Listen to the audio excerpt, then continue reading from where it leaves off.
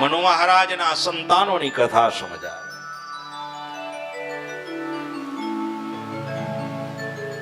એક એક કથાની અંદર કઈ અલગ અલગ રહસ્યો છુપાયેલા છે. કથા એની એ છે, પણ હર વખતે એમાંથી એક અલગ અલગ એંગલ, એક અલગ અલગ તત્વો બહાર નીકળે છે. सार तत्व है.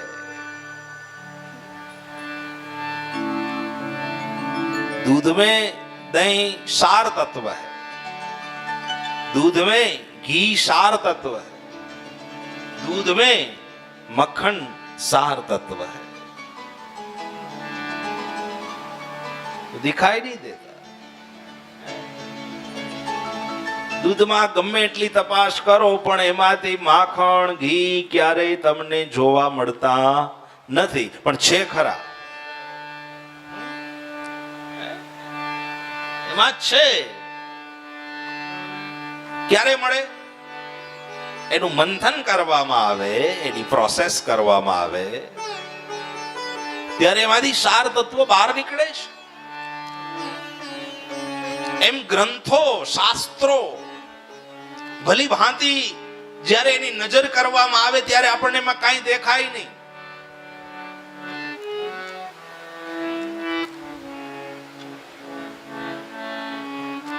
એક ભાઈ મને કે ભાગવત મેં 3 વાર વાંચ્યું પણ મને કઈ સમજાતું નથી. એના માટે પહેલા તમારે કથા સાંભળવી પડે, એની પ્રોસેસ જાણવી પડશે. એની પ્રોસેસ જાણ્યા પછી તમે જ્યારે એમાં ઊંડાણપૂર્વક અભ્યાસ કરશો ત્યારે તમને ખ્યાલ આવશે કે આના રહસ્યો શું, આ જે કથા કહેવામાં આવે છે કથાનો તાત્વિક ઉપદેશ શું. અને પેલા ઉપદેશ છે એટલે એમાં દ્રષ્ટાંતો છે.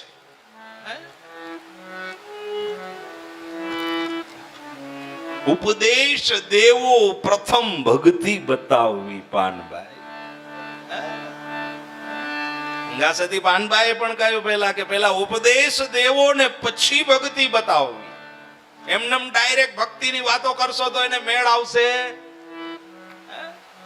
જેને કાંઈ લેવા દેવા ના હોય ને એને ડાયરેક્ટ તમે ભક્તિની ચર્ચા કરો તો એને એમ ગમે નહીં.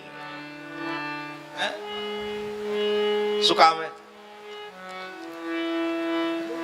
જેને એમાં રસ જ નથી, જે વસ્તુ નહીં એ રસને ચાખ્યો જ નથી,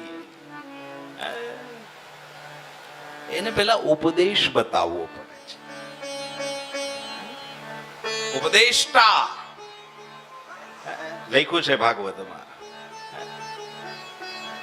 ઉપદેષ્ટા શબ્દ વાપરો છે.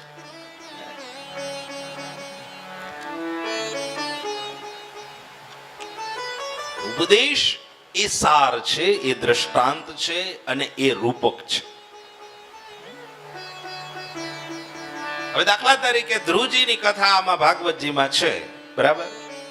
હવે ધ્રુવજીની કથા એ એક પ્રકારનો ઉપદેશ છે, એ બની ગયેલી સત્ય હકીકત ઘટના પણ છે.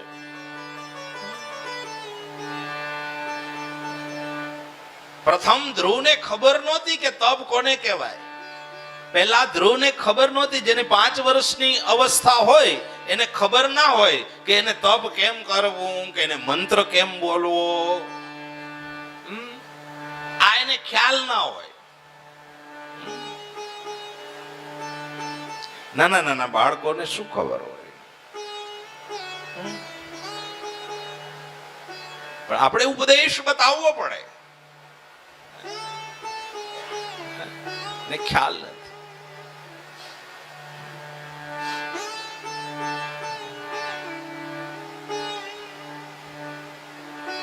ઘણા માતા પિતા એમ કહેતા હોય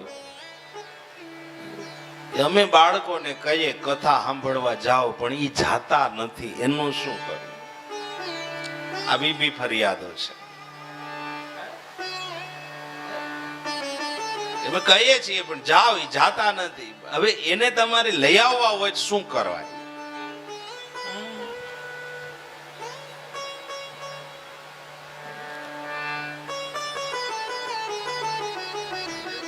વારંવાર ઘરમાં ભાગવતના ઉપદેશની વાતો કરાય. બીજી બધી ઇતર વિતર ચર્ચાઓ છોડી અને આ ચર્ચાઓ એ બાળકોને ખાસ કરવી. રાત્રે ફ્રી હોય ત્યારે અડધી કલાક, 10 મિનિટ, 20 મિનિટ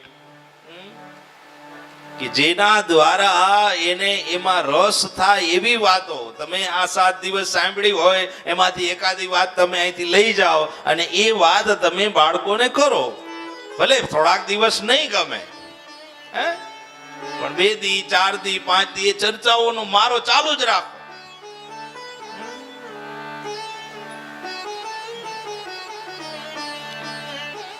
જોયું નથી ને એને જાણવા માટેની ઉત્કંઠા જાગૃત થાય. દાખલા તરીકે આપણે કોઈ અમેરિકા જોયું ના હોય ને પછી બધા ચર્ચા કરે ત્યાં તો બહુ સારું હોય, ત્યાં તો આવું, ત્યાં આવું ફરવાનું, ત્યાં આવું ફરવાનું, એટલે તરત આવી વારંવાર ચર્ચા થાય એટલે આપણને એમ થાય કે હાલો ને આપણે જાય. થાય છે કે નહીં? બહુ સમજવા જેવી આ ચર્ચાઓ છે કે એક ને એક વસ્તુને તમે એને કયે જ રાખશો ત્યારે ઈ ક્યારેક સાંભળવા માટે બી તત્પર બનશે. પણ હવે એ વસ્તુ એને જોઈ નથી, જાણી જ નથી, રસ ચાખ્યો જ નથી.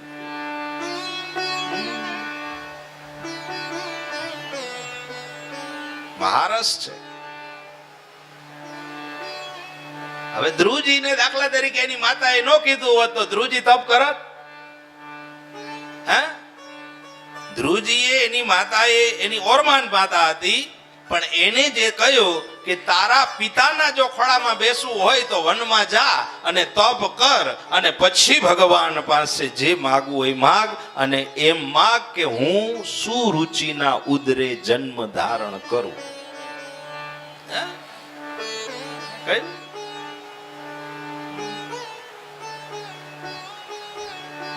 હવે આવું જો ના કહ્યું હોત તો ધ્રુવ તપ ના કરે.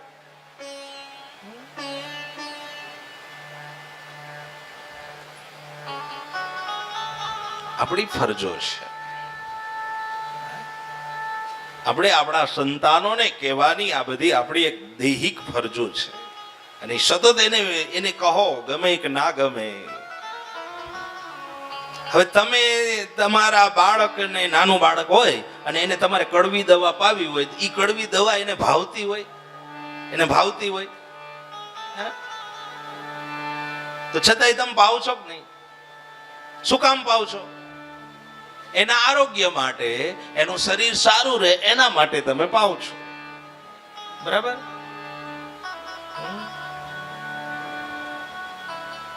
કેવી રીતે પાવ? તો પેલા એને ચોકલેટ દો, 5 સ્ટાર ચોકલેટ આમ હાથમાં રાખે અને એને દે ને ખવડાવે, અને જેવી ખાય, ખાતા ખાતા ખાતા ઓલું કઈ હાથમાં રાખ્યું હોય, આમ આમ ચપટી ભરીને રાખી હોય, એને દેખાય નહીં એવી રીતે રાખી હોય. આ જુઓ, હું તમને આ વસ્તુ ઉતારવા માટે ના ઉપદેશ પણ આપું. ધીમેથી ચપટી એના મોઢામાં.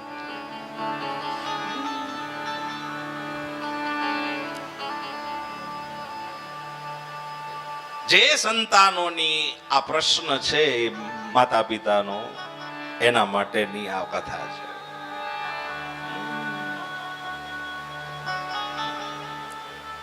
નાનું બાળક, ધ્રુવ એટલે વિચાર તો કરો, 5 વર્ષનું બાળક. જરૂરિયાત ખાસ બાળકોથી, યુવાનોથી, આ મેં કાલ કહ્યું હતું ને, જરૂરિયાત એ છે.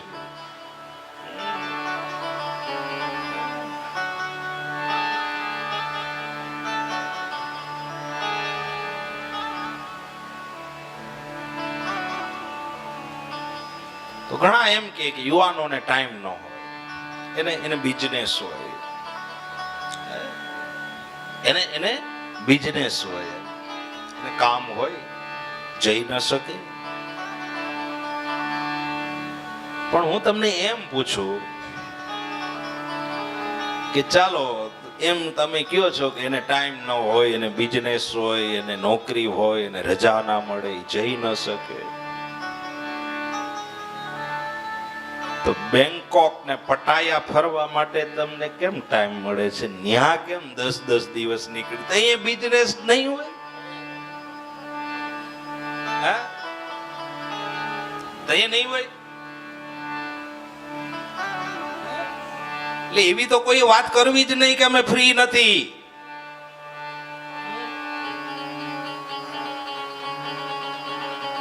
એવો તો કોઈ ચર્ચા કરવાની જ નથી થતી. હવે ફ્રી નથી એવું તો કોઈ કેવું જ નહીં. કોઈ ફ્રી હોતાય નથી. તમે બધા આવ્યા છો કે તમે ફ્રી નથી, પણ તમે તમારો સમય કાઢીને તમે આવ્યા છો. એવું ના કહી શકાય કે હાલો આપણે અહીંયા ફ્રી હતા તો હાલો ન્યાય જઈ આવે. એવું નથી. સમય, યોગ, સંજોગ અને હરિકૃપા જ્યારે થતી હોય ત્યારે આ વસ્તુ બન્યા વગર રહેતી જ નથી. એમ કે આપણે ફ્રી નથી.